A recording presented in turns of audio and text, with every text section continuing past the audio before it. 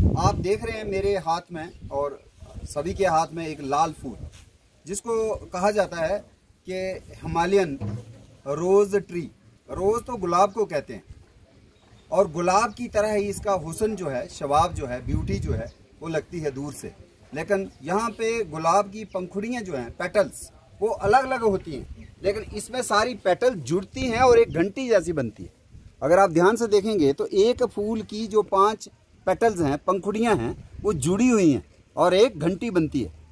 इसलिए ये गुलाब की तरह जो इसका लगता है वो सुपरफिशियल रिजेम्बलेंस है, अदरवाइज इसकी कुल जो है फैमिली भी अलग है। तो ये प्लांट जो है रोडोडेंड्रॉन आर्बोरियम नाम से इसको बॉटनी में या फॉरेस्ट में हम जानते हैं।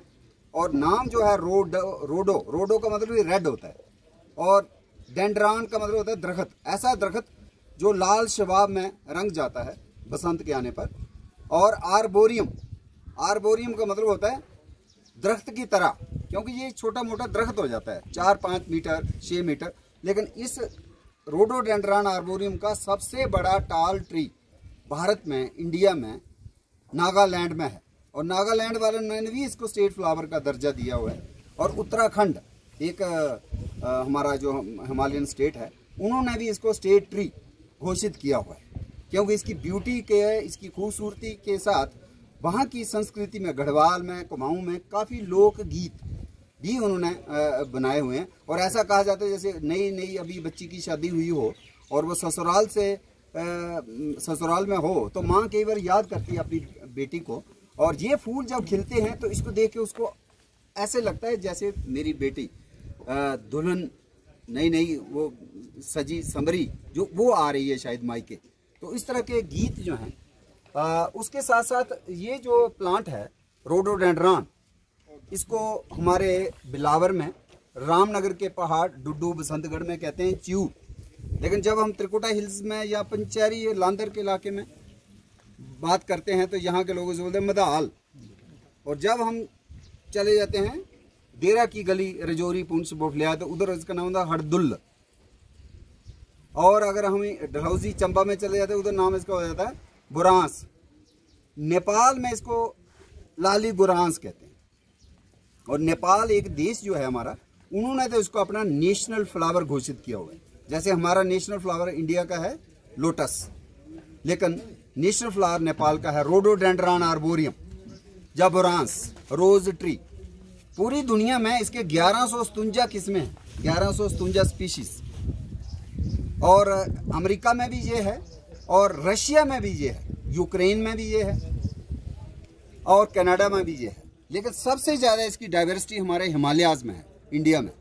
और सबसे ज़्यादा जो इसकी किस्में हैं वो अरुणाचल प्रदेश में है 90 स्पीशीज़ और सिक्किम में 35 स्पीशीज़ है। और सिक्किम ने भी एक दूसरा रोडोडेंड्रॉन है, इसकी दूसरी स्पीशीज़ है, उसको बोलते हैं नाइवियम, रोडोडेंड्रॉन नाइवियम, उसको घोषित किया है स्टेट फ्लावर। और भूटान में इसकी वुड के बाउल्स भी बनते हैं, सूप बाउल्स, छोटे छोटे कटोरियाँ जैसी बनाते हैं लोग। और अभी हाल में ही IIT, Indian Institute of Technology Mandi, और National Institute of Genetic Engineering and Biotechnology, उन्होंने, साइंटिस्टों ने इस पे शोध किया, रिसर्च किया और इसके पेटल्स को, जो इसका जूस है, उसके ऊपर देखा कि कोरोना का जो वायरस है उसमें कोई इफेक्ट होता है कि नहीं होता है। और 48 घंटे के बाद उन्होंने देखा वो वायरस मर गया। जो सेल्स थे जिनमें वायरस का अटैक हुआ था कोरोना का, वो इसके जूस में, इसके एक्सट्रैक्ट में 48 घंटे के बाद मर गए। तो ये एक नई रिसर्च है और नया एक ये है कि इससे हम कोरोना के ऊपर भी काबू पा सकेंगे। इतना खूबसूरत फ्लावर, ब्यूटी क्वीन। और इसकी जो इतनी खूबसूरती जो है सिक्किम में है कि सिक्किम में इसके नाम से सेंचुरीज हैं। जैसे वहाँ पे यामथूंग एक जगह है, उसके नाम से उसकी सेंचुरी है, रोडोडेंड्रॉन सेंचुरी।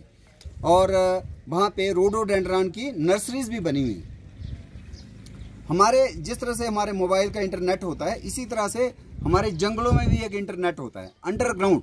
तो एक दरख्त जो है दूसरे दरख्त से जड़ों से एक माइकोराइजियल उनकी रिश्ता होता है, एक धागे जैसे होते हैं, जो मशरूम्स हम खाते भी हैं, बहुत सी मशरूम जैसे गुच्छी है, इसी तरह इनके धागे जो अंदर से एक दरख्त को दूसरे दरख्त तक नशबनुमा पहुंचाते हैं और उससे भी इसके सर्वाइवल के ऊपर असर पड़ता है। तो ये रोडोडेंड्रन अक्सर हम लगाना चाहते हैं जब कहीं दूसरी जगह, तो लगता नहीं है क्योंकि इसको ओक के जंगल के वो माइकोराइजियल सॉयल बहुत ज़रूरी है। अगर वो सॉयल हम नहीं लाएं और दूसरे सॉयल में ये मर जाएगा, तो अगर इसको लगाना है तो ओक का जंगल, नहीं तो ओक के जंगल की मिट्टी को लेकर के हम उसमें लगाएं, तभी ये सफल होगा, नहीं तो नहीं।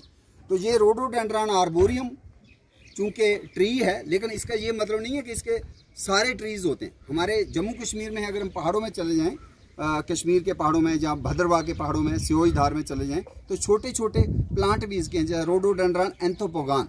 वो 1 फुट ऊंचा भी नहीं होता है, छोटी सी झाड़ी है, लेकिन उसके पत्तों में बड़ी खुशबू होती है। इसके पत्तों में खुशबू नहीं है, लेकिन उसमें खुशबू होती है, उसको बोलते हैं रोडोडेंड्रन एंथोपोगान। तो गुज्जर बकरवाल उसको जलाते भी हैं फ्यूल वुड के तौर पे, और इंसेंस खुशबू वाला पौधा उसको माना जाता है। तो रोडोडेंड्रन लेपिडोटम भी हमारे जम्मू कश्मीर में है। और रोडोडेंड्रन एक और होता है पहाड़ी इलाके, जैसे पीर की गली में जाएं अगर मुगल रोड से, या हम किश्तवाड़ से जाएं सिंथन टॉप, वो वाइट वाला रोडोडेंड्रन है, थोड़ा थोड़ा हल्का सफ़ेद रंग, और हमारे भोजपत्र के जंगलों में होता है। इसको बोलते हैं रोडोडेंड्रन कंपेनियोलेटम। तो पहाड़ी लोग उसको बोलते हैं नीलो चिमल। जैसे च्यू है नाम, च्यू का बेसिकली नॉर्थ ईस्ट में जाएँ तो इसको बोलते हैं चिमुल, लाल चिमुल, वो हो गया सफ़ेद चिमुल। तो 4 स्पीशीज़ रोडोडेंड्रन की हमारे जम्मू कश्मीर के जंगलों में है, लेकिन किसी के ऊपर भी उस तरह का जो एक्स सिटू कंजर्वेशन की बात होती है कि हमें अपने बोटानिकल गार्डन में लगाना चाहिए, हर्बल गार्डन में लगाना चाहिए, कोशिश करनी चाहिए हम नर्सरी में इनको लगाएं। तो ये जो रोडोडेंड्रन है, चाहे वो छोटा है या बड़ा वाला है या ये वाला जो आप देख रहे हैं, हमने कभी कोशिश नहीं की। तो चूंकि अभी तो इंडियन बायोडाइवर्सिटी एक्ट आया हुआ है 2002 का, और उसके तहत हमारे बायोडाइवर्सिटी मैनेजमेंट कमेटीज़ बनी हुई हैं। तो खास करके इस पहाड़ी इलाके में, जैसे आज हम कैंथ गली में खड़े हैं पंचैरी लांदर में, तो मुझे लगता है ये आइडियल लोकेशन है।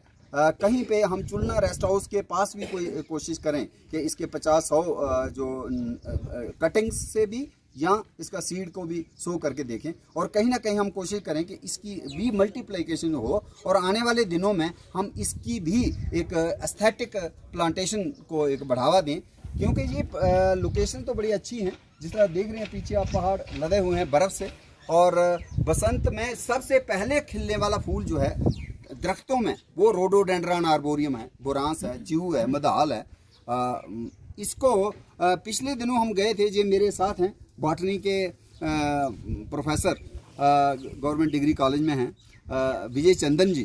तो इनका घर है पारक की तरफ, तो हम गए वहाँ पे उसका शिवखोड़ी के ऊपर संगड़, वहाँ पे जब रोडोडेंड्रन देखा, तो जब हम लोकल लोगों को पूछा, वो क्या कहते हैं, इकरी। तो कैसा इक्कर, और पुंछ में जाते हैं तो इसका नाम इक्कर गुल हो गया। ये जितनी भी बोटानिकल आजकल नॉलेज है, सारा हमें मिल जाता है मोबाइल में, इंटरनेट में, लेकिन इनके ये नाम जो हैं, जैसे मदाल है, या च्यू है, या इक्कर गुल है, या उधर हरदुल है, ये नाम अभी नहीं है। तो ये भी काम फॉरेस्ट डिपार्टमेंट को भी करना चाहिए कि जितना भी हम डिजिटलाइज कर रहे हैं, इसको अल्टीमेटली गूगल में भी आ जाए। जब हम च्यू लिखें, जब मदाल लिखें, हरदुल लिखें, तो रोडोडेंड्रन अभी तक नहीं आता है, अभी तक अंग्रेजी से या बोटानिकल नाम से ही आएगा। तो ये रोडोडेंड्रन आर्बोरियम जो है, शरबत हम इसकी पी सकते हैं। और जिस तरह से हमारे नैनीताल में हमने खुद देखा कि वो 100 ग्राम की छोटी सी इसकी सिर्फ पेटल्स, ये अंदर वाला हिस्सा जो है निकाल देना है, सिर्फ पेटल्स को लेना है, और ये पेटल्स जो है, ये वाला हिस्सा जो है, तो सिर्फ इसको लेके आप फ्रेश अभी हम करेंगे तो चाय इसकी बन जाएगी, अभी हम पियेंगे तो वो भी हो सकता है, या इसके हम शरबत बना सकते हैं, या इसको हम सुखा लें, और सुखा के जो 100 ग्राम मैं बता रहा हूँ 300 रुपये में पैक मिल रहा है। लेकिन कोई भी चीज़ है वो सस्टेनेबली यूटिलाइज होनी चाहिए। फिर लोग जब आते हैं, फिर सारी इसकी शाखाएं भी तोड़ लेते हैं। तो जब भी कभी भी इसकी एक्सप्लॉइटेशन हो, अगर फ्लावर कोई लेता है, तब भी हम कहें कि भाई आप आधे फ्लावर्स ले लीजिए, आधे से ज़्यादा फूल छोड़ दीजिए, ताकि वहाँ पे उसका सीड भी बन पाए। और दूसरी बात, शाखाएँ तोड़नी नहीं है, कुछ सेट ऑफ रूल्स गाइडलाइंस बनानी पड़ेंगी कि आप शाख मत तोड़िए, फूल को तोड़ना है, फूल तोड़ लीजिए, लेकिन शाख ना टूटे, ताकि आने वाले कल के लिए भी ये फ्लावर्स रहें। तो इसकी चाय हम पी सकते हैं, इसका गुलकंद होता है, इसकी शरबत होती है और उसके हेल्थ बेनिफिट्स हैं। स्किन के लिए बड़ा अच्छा है, स्किन केयर अगर हम इसका जूस पीते हैं। हार्ट के लिए बड़ा अच्छा है, हार्ट अटैक नहीं होगा, रिफ्रेशिंग है। लीवर के लिए बड़ा अच्छा है, लीवर की कई परेशानियां होती हैं, फैटी लीवर, कोलेस्ट्रॉल बढ़ जाता है, तो उसके लिए भी इसका जूस जो है रिकमेंड किया जाता है। तो उत्तराखंड में बहुत काम हुआ है, वहाँ पे रोडोडेंड्रॉन को लेकर के पूरा फेस्टिवल भी होता है, एक त्यौहार उसको बोलते हैं बुरांस उत्सव, वो मनाते हैं। लेकिन जब जगदीश केशवान थे PCCF हमारे, 2010 की बात है, तो अप्रैल के महीने में एक पूरी फुल फ्लैज 1 महीने का रोडोडेंड्रॉन का फेस्टिवल हुआ सिक्किम में।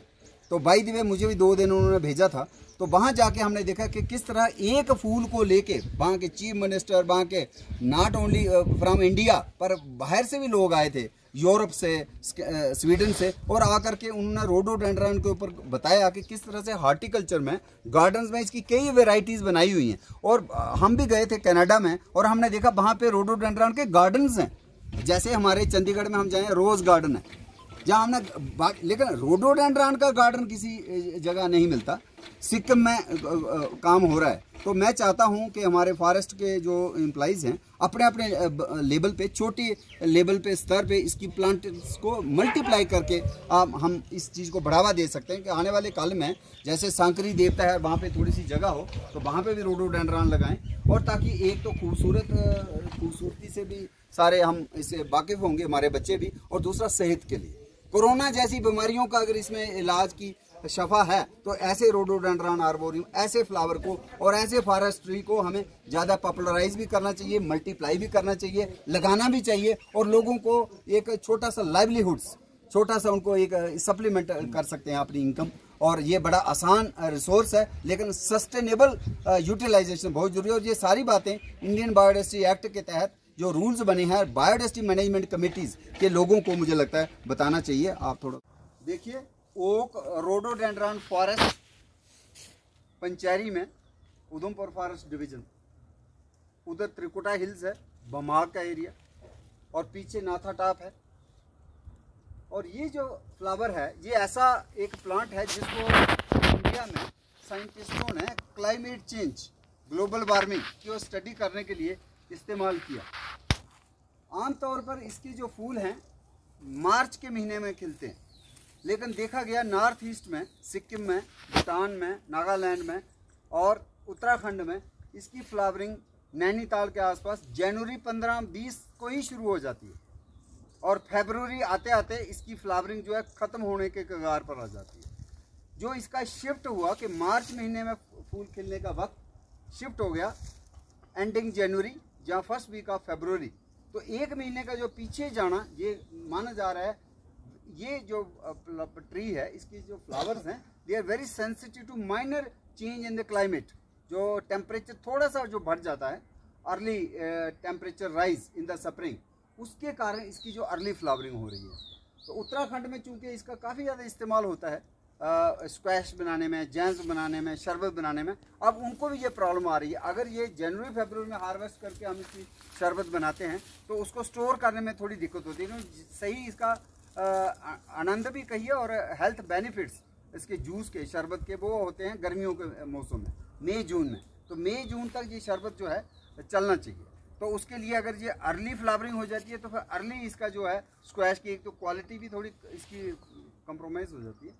और जैसा हम पहले भी बात कर ही रहे थे कि कोरोना कोविड में भी अगर इसका यूज़ है तो इसके ऊपर ज़्यादा प्रेशर पड़ने वाला है आने वाले दिनों में।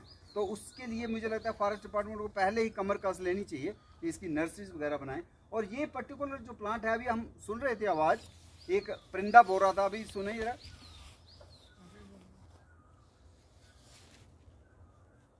ये बोल रहा है, इसको डोगरी में बोलते हैं त्रेऊ, इसको बोलते हैं मेगालेमा विरिडिस, जूलॉजिकली इसका नाम है मेगालेमा विरिडिस, ग्रेट हिमालयन बारबेट। तो बारबेट जो जम्मू में मिलते हैं उनको हम कुदरू बोलते हैं, या गुजरू बोलते हैं, लुगड़ू बोलते हैं। लेकिन ये पहाड़ वाला जो है बारबेट ये थोड़ा अलग है, हटके है, जिसको बोलते हैं त्रेऊ। जैसे इसको प्यास लगी है, त्रे लगी है, और ये अपनी प्यास बुझाने आता है, या इसका एक अपना खूबसूरत अंदाज है। ये इस बोरांस के च्यू के रोडोडेंड्रॉन के फूलों को भी खाता है और इससे थोड़ा सा इसमें जूस भी होता है, उसको भी पीता है। तो पता नहीं उसके बाद भी ये बोलता तो रहता ही है। हालांकि ये इसकी वाणी है, इसकी आवाज़ है। प्यास ना भी लगे हो, प्यास बुझ भी जाए, उसके बाद भी ये ऐसा ही बोलेगा, क्योंकि इसका मिजाज है ऐसे बोलना। लेकिन लोगों ने इसकी आवाज़ को सुन के इसका नाम बना दिया त्रेऊ। लेकिन जब हम हिमाचल प्रदेश में चले जाते हैं तो थोड़ी बोली बदल जाती है, तो वहाँ पे उसको लोग बोलते हैं, ये बोलता है म्योली। और अगर हम और उत्तराखंड की तरफ चले जाएं तो वहाँ चमोली गढ़वाल में बोला जाता है, ये बोल रहा है भायो भायो भायो। हिमाचल में होगा म्योली और डोगरी में हमारे पंचहरी के इलाके में त्रेऊ, मेगालेमा विरिडिस। तो इसमें सिर्फ मेगालेमा विरिडिस नहीं, एक और होती है हेट्रोफेजिया कैपिस्टाटा, उसको बोलते हैं ब्लैक हेडेड सिबिया। वो भी एक परिंदा है, पंचहरी के इलाके में होता है, तो वो भी इसके फल खाने को आता है। तो जैसे अभी मुझे फॉरेस्ट डिपार्टमेंट में ये मुलाजिम साथ में हैं, तो ये इन्होंने ये भी बताया किसी ने कि ये भालू भी इसके जो फूल हैं गिरते हैं नीचे, तो गिरे हुए फूलों को भी खा सकता है और थोड़ा पेड़ पे चढ़ भी जाता है। तो ये आप देख रहे हैं कि रोडोडेंड्रॉन की फ्लावरिंग पंचहरी के इलाके में कोई 10 दिन हो गए ये शुरू हो चुकी है। मान लीजिए मार्च के महीने में फ्लावरिंग शुरू हो गई है और ये मार्च एंड होते होते इसकी फ्लावरिंग फिर ख़त्म होने लगेगी। और ये रोडोडेंड्रॉन आर्बोरियम बहुत ही ब्यूटीफुल ट्री है हमारे ओक फॉरेस्ट का। और इसके ऊपर फॉरेस्ट डिपार्टमेंट को जोर शोर से मुझे लगता है वार फुटिंग पे इसकी नर्सरी की तरफ कदम बढ़ाने चाहिए, इसकी नर्सरी फार्मेशन हो जाए, ताकि हम इन पौधों को अपने फॉरेस्ट रेस्ट हाउसेस में, डाक बंगलोज में और सड़कों के किनारे, पार्क्स, गार्डन्स में, उस एलिवेशन पे जहाँ पहाड़ी इलाका है वहाँ पे हम लगा सकें।